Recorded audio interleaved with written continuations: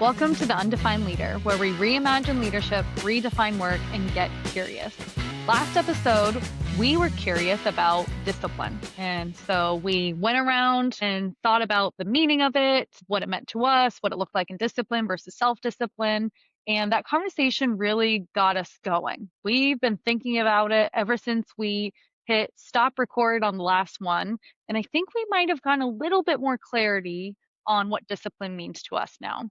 So, Derek, since that last episode, how have you rethought what discipline means to you? I think what I thought about, because it did like we were very philosophical, right? We had a ton of questions, which again is like the point of this podcast, right? To question everything and to think about things and maybe help people think about things. So that's what happened to me is I started to think about it a little differently. And the path that I went down was, well, what do I actually value? Like if I'm being led by somebody, what is it that I value? And when I think about like me personally as a leader, like what are my values? And discipline is one of them. I would say like that is within my own values and not in the action sense of like I don't need a disciplinarian. That doesn't motivate me. That doesn't help me. That's not what I need because I feel like because I have a value of discipline, I'm fairly self-disciplined, but I need a leader who's disciplined. And So, so what's the difference between a disciplinarian versus a disciplined leader? I think what it maybe comes back to, and I'm curious for your thoughts around this as well, or what you value. Like if discipline falls into your personal value system at all. But I think there's like a level of consistency. I think if there's like this spectrum of discipline and chaos or consistency and chaos, which like we've talked about before, there's pros and cons. Like probably the more chaotic things get, probably the more creative and innovative it is. But somewhere on the spectrum, like I don't necessarily value chaotic energy from a leader. But I think as humans, we are chaotic. Like we're emotional, we're inconsistent. So I sort of feel like if someone as a leader is showing up consistent, they've had to either be disciplined at some point, which goes back to like the dictionary definition to train, or they've got a high level of self-discipline so that they're bringing a level of like consistency and levelness. You don't have to like probe, is this a good day or a bad day before having a conversation with them? Or is this a good time or a bad time? And I think there's a level of discipline in this equation. Hmm. So, you're now redefining discipline for yourself as clarity, consistency. I heard you use those two words the most. Would that, Yeah. And even if we want to go academic for a second, right? Like in the like the academic realm of leadership styles and philosophies. And I know I've mentioned this on the podcast before and had some conversations with you, Alex. There's the resonancy and the dissonance. A person can be resonant or they can be dissonant. And I think that's a discipline issue because I think for most people have left to their own, just like I'm just going to do whatever I want. They're going to be dissonant. They're going to put their stresses and their traumas and their issues out into everyone else that they interact with. And a resonant leader chooses not to do that. But I think to like consistently be able to be resonant, they're disciplined. They're very disciplined because it's hard. It's really, really, really, really hard. Most leaders are dissonant, and that's what creates the need for this podcast and like a lot of like the leadership training and stuff like that. If everyone was just disciplined to be resonant, there wouldn't be a problem. Is any of this making any sense? yeah, it makes sense. And it kind of aligns with what I've been thinking about too since the last episode of what does discipline mean to me. And I think it boils down to being very clear about who you are, who you want to be, or what goal you're trying to achieve, and then creating an environment and habits that will help you get there and being consistent with those habits. Again, it's not, to me, I still feel that the word discipline is more negative. So when you asked me earlier, like, is it part of your value system? I wouldn't use the word discipline as that. but I would use a part of my value system is people that know who they are and know who they want to be and how they want to be a better versions of themselves, and then creating very clear habits in order to get there. And I think the discipline part of it is being consistent of the habits and being deliberate of why you're doing those habits. Because we were earlier talking also about some different leaders we've had throughout our lives of were they disciplined, were they not disciplined? And there was one leader in particular that if someone asked me, was this person disciplined? My first reaction would have been yes, because this leader always got stuff done, always was consistent with the productivity that they brought to the table. It was always consistent. But the more we thought about it, we would actually say no, they were not disciplined because they weren't consistent in a lot of different areas just because they're getting stuff done. And I think that's where it comes from, the action of deliberate work and deliberate habits. And you're doing something for a greater reason, not just because it's a checklist and it's something you have to get done. I think that's where discipline comes into place for me. That's how I've rethought that word. Does Interesting. that make sense to you? Yeah, and it's something that is just kind of, I don't know if it's like funny or just interesting to me too, is because, you know, personal values, so I'm saying that like I highly value discipline, like in myself and in others, whatever the word is, right? That's just the topic of this conversation. But I know, like for both of us and for you especially, Alex, you value authenticity. So let's say I'm authentically chaotic, inconsistent, emotional. Am I being inauthentic if I discipline that in myself and then like choose to show up as a consistent, more? Is there any type of issue here with authenticity? Well, you could argue that if you're consistently chaotic, that's consistency. If your authentic self is chaotic, I can predict that every conversation I'm going to have with you is going to be very chaotic, and that is consistent. Like it doesn't have to be just a linear thing. Like you are consistently, I know how you're going to show up, and I expect that, and I'm prepared for it, and I'm ready for it. For that reason, you're consistent. So I do think authenticity might play a role in my definition of discipline, because it's what is the purpose of the behavior that you're That's what trying I to was do. hearing. I was Um, I was hearing you so it's, bring that into it. yeah, what is the purpose of the way you're acting and being able to communicate that clearly. I think there's the difference between being emotional and sharing your emotions with people. I don't think that's necessarily a negative thing. And I don't think it's necessarily chaotic all the time. I think the thing that makes it chaotic is if you yourself don't know why you're acting that way and why you're feeling those emotions, and then you just project it on everybody else and bring people into your own emotional troubles.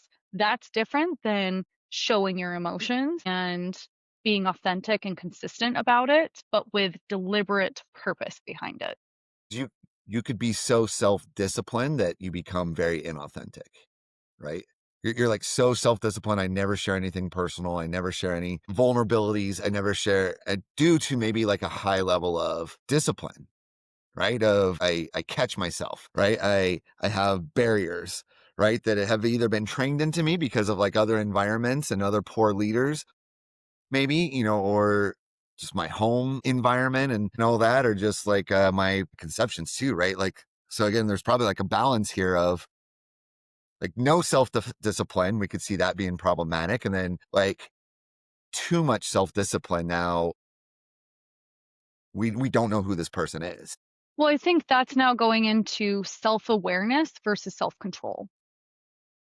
You could be aware of your emotions and aware of the situation and have control over it. You could be aware of the fact that I'm feeling these emotions and I'm acting this way because I've had poor leaders in the past that have taught me this, that have drilled this into me. And Disciplined. it's in discipline to a point where I know it's how I react right now, but I don't want to be that person. I don't want to react that way in the future.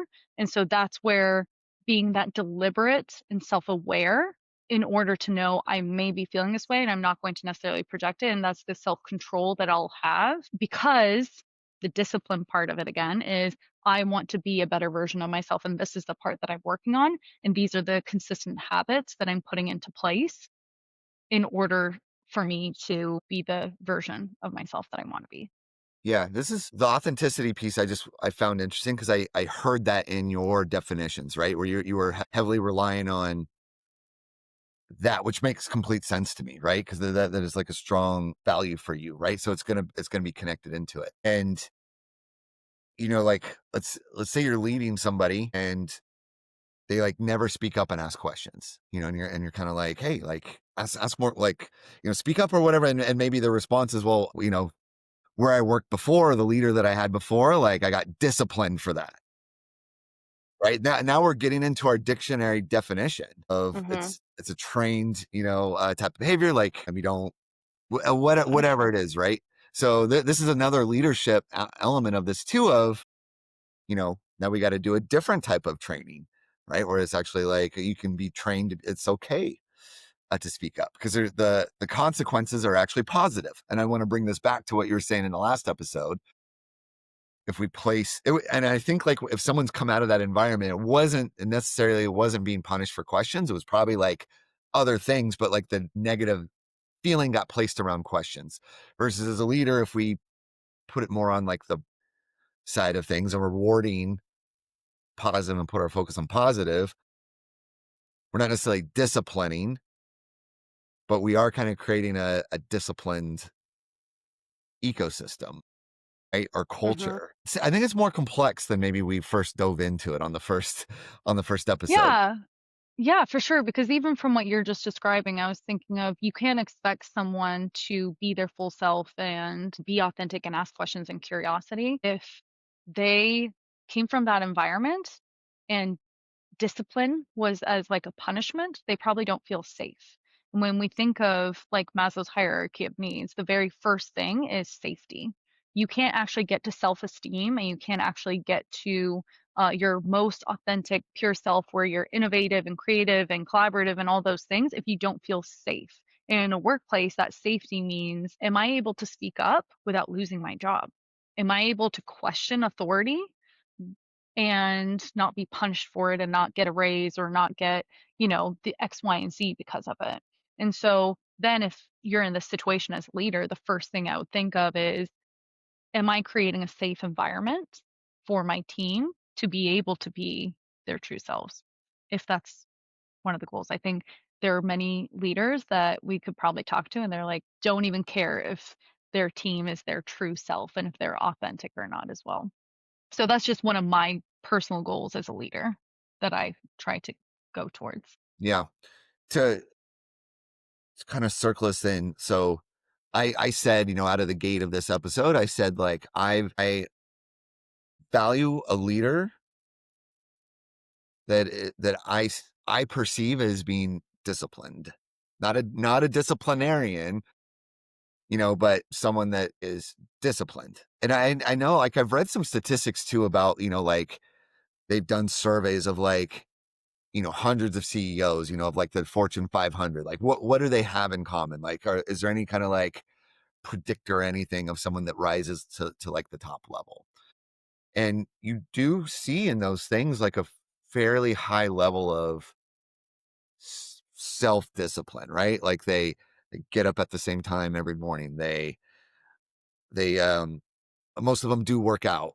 Most of them do, have like outside commitment. Like there's a lot of like similarities type of things. So I don't know if that like if discipline makes someone a more effective leader, or is it just like a personality thing for me? Do I value it because I see it as more effective, or do I just value it because I personally value it? So I have something in common.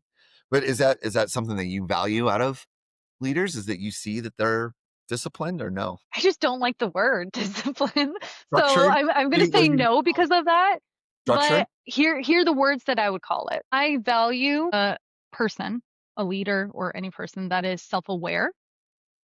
That I don't want to say self-control, but I want to say self-aware and is consistent, predictable. It is scary to be in a room with a person that isn't predictable, and it creates an environment of an unsafe environment where you're not sure how to communicate with a person that is unpredictable. So I do think a predictable, consistent, self-aware person is how I would define what you're defining as Yeah. discipline.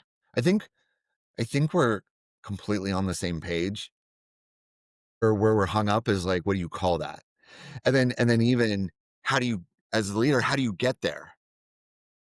Like how do you get to being that person? I think like my contention is that's not our natural default setting, or we would see more of that.